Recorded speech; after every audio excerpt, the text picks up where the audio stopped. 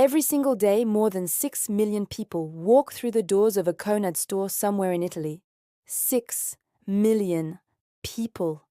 That's roughly the entire population of Denmark shopping, choosing, trusting a brand that has been part of Italian life for over 60 years. But here's the thing. Most people don't know. Conad isn't just a supermarket chain. It's one of the most fascinating business models in all of European retail. And today, we're going to pull back the curtain and show you exactly how it works, why it works, and what makes it genuinely different from every other grocery giant out there. So let's get into it. The year is 1962. Italy is in the middle of an economic miracle. People are moving from rural villages to cities. Consumer culture is being born almost overnight, and a group of independent shopkeepers in the Emilia-Romagna region decide to do something radical. Instead of competing against each other, they cooperate. They pool their purchasing power. They share logistics. They build a brand together. And they call it Conad, which stands for Consorzio Nazionale di Taglianti, or National Retailers Consortium. Now, fast forward to today. Conad is Italy's #1 grocery retailer by market share, ahead of international giants like Carrefour, Esselunga, and even Lidl. It operates over 3,300 stores. It employs more than 60,000 people. And it generates revenues in excess of 17 billion euros per year. Not bad for a consortium of local shopkeepers, right? But the real story isn't in the numbers. It's in the structure, because Conad is built on a model that most businesses would never dare to try. Here's what makes Conad genuinely unique. Most supermarket chains work top-down. A corporation owns everything. They hire managers. They dictate what gets sold, what gets built, and where every euro goes.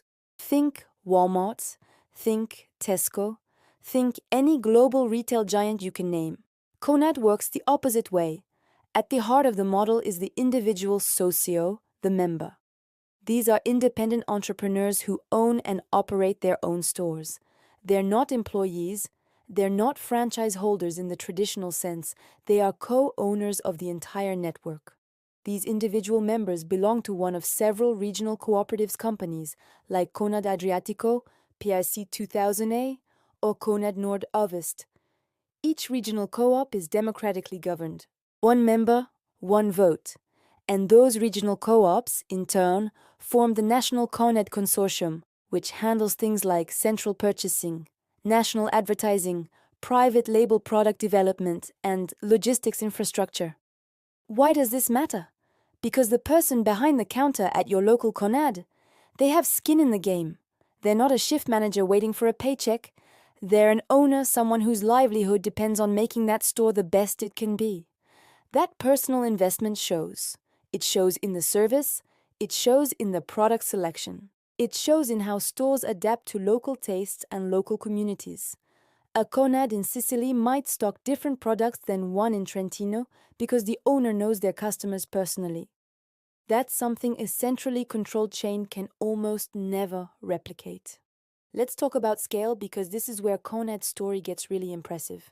In just 2 decades, Conad has transformed from a mid-tier regional player into Italy's undisputed grocery market leader. In 2003, Conad held roughly 9% of the Italian grocery market. By 2023, that figure had climbed above 15%, making it the single largest player in a market worth over 160 billion euros. That growth wasn't accidental. It was driven by smart, deliberate strategy. One major milestone came in 2019, when Conad acquired the Italian operations of Auchan, the French retail giant that had been struggling in the Italian market. Overnight, Conad absorbed hundreds of additional stores and hundreds of thousands of new customers. It wasn't a smooth transition. Integrating that many stores, employees, and supply chains never is. But Conad managed it, and it emerged stronger. Then there's the private label strategy. Conad's own brand products now account for a significant and growing share of total sales. Products under the Conad label, the premium Sapori and Dintorni range, and the budget-friendly Verso Natura organic line, give shoppers options at every price point while keeping margin in the cooperative rather than passing it to third-party brands. It's a playbook that works, and it's a playbook they keep refining. Now, you could look at all of this and say, okay, it's just a big supermarket. Impressive, sure, but at the end of the day, it's groceries. And you'd be missing something important. Because Conad has always positioned itself around a specific philosophy. Their long-running tagline, Personne outre les causes, or People Beyond Things, isn't just marketing copy. It reflects a genuine organizational worldview. In a cooperative, profit doesn't go to anonymous shareholders on a stock exchange. It stays within the network. It gets reinvested in stores, in people, in communities. Conad invests heavily in local sponsorship sports teams, cultural events, schools. It runs one of Italy's most recognized loyalty programs. It has committed to ambitious sustainability targets, including reductions in plastic packaging, food waste initiatives, and responsible sourcing programs.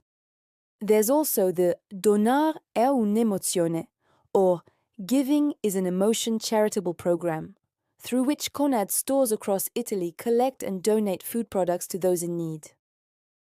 Millions of kilograms of food, every year. This isn't just PR.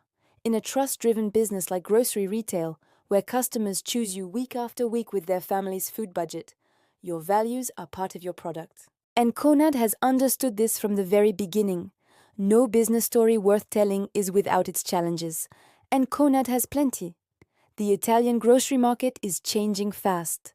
The rise of hard discounters Lidl, Eurospin, Insmercato has put pressure on mid-market retailers to compete on price in ways that weren't necessary a decade ago. Italian consumers, especially younger ones, are more price-sensitive than ever. Then there's the digital revolution.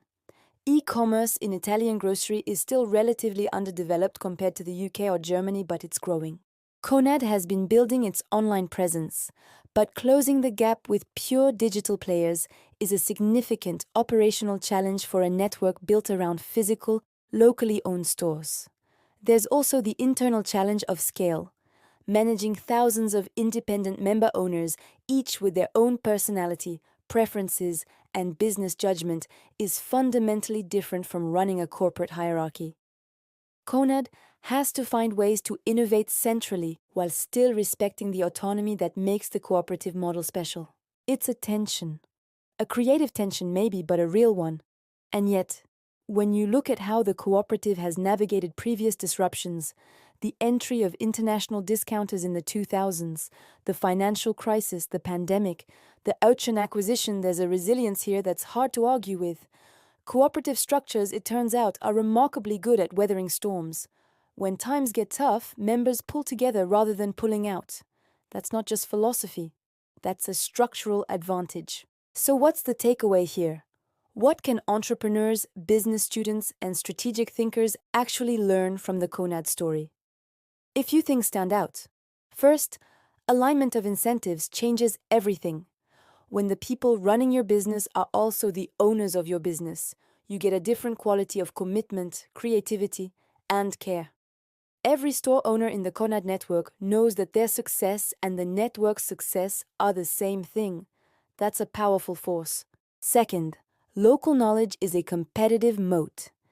In an era when algorithms and data analytics dominate retail strategy, Conad's model reminds us that relationships and local intelligence still matter. A store owner who has lived in the same community for 20 years has insights no algorithm will ever fully capture.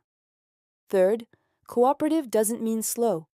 There's a stereotype that co-ops are consensus paralyzed, unable to make big moves. Conad's 2019 acquisition of Auchan Italy was one of the largest retail transactions in European grocery history. Cooperatives can be bold.